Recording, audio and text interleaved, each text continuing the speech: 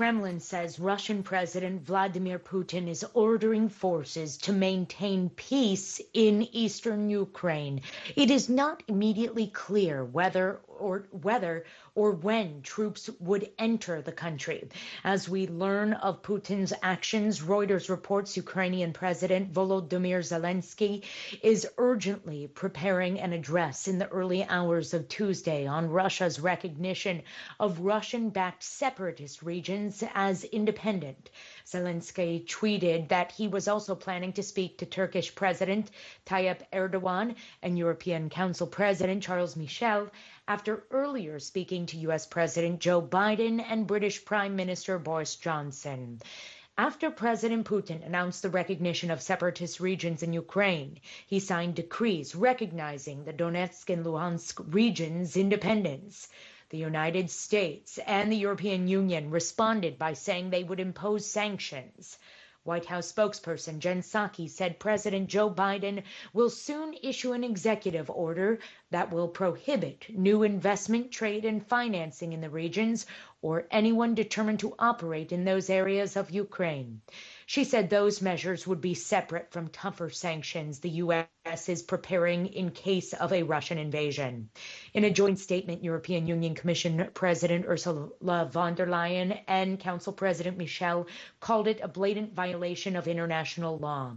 The statement also said, without elaborating, that the bloc will react with sanctions. Leaders of France and other nations condemn the move as well. About 60 people were killed and dozens more wounded on Monday in an explosion at an informal gold mining site in southwest Burkina Faso, that according to state television, which cited local officials. The cause of the explosion in Pony province was not yet known, that according to Pony's High Commissioner Antoine Douamba, speaking with state television. Images showed a large blast site of felled trees and destroyed tin houses. Bodies were also lying on the ground, covered in mats. A group of men gathered around a burning gay flag in Dakar Sunday and chanted, "Senegal will never accept homosexuality." Others held signs that read, "Senegal says no to homosexuality, and we demand an end to the LGBT agenda." They were among the thousands that flocked to Place de l'Obélisque to call for harsher penalties for homosexuality. The event was organized by ultra-conservative Muslim groups who say homosexuality is being imposed on them by the West and threatens their traditional values. Northern Britain and parts of France and Germany were battered Sunday and Monday by a third major storm to strike the region in less than a month. The severe weather has flooded roads, knocked out power, and left at least 14 people dead. Storm Franklin brought heavy rains and high winds that disrupted travel and prompted more than 140 flood warnings across England and Wales as of Monday. The storm moved through Northern Ireland and Northern Britain before moving on to France, where a couple in their 70s died Sunday after their car was swept into the English Channel near a small town in Normandy. Lawyers for Myanmar's military rulers have sought to have a case at the United Nations top court that accuses the Southeast Asian nation of genocide against the Rohingya ethnic minority in 2017 dismissed. The reason? Lack of jurisdiction. Public hearings at the International Court of Justice went ahead on Monday amid questions about who should represent Myanmar in the aftermath of the military takeover of the country last year. International tourists and business travelers are arriving in Australia after it lifted its final travel restrictions for fully vaccinated passengers. Families are tearfully reuniting after separations of 2 years or longer, forced by some of the most draconian pandemic measures of any democracy in the world. Home Affairs Minister Karen Andrews says all travelers' vaccination status will be checked.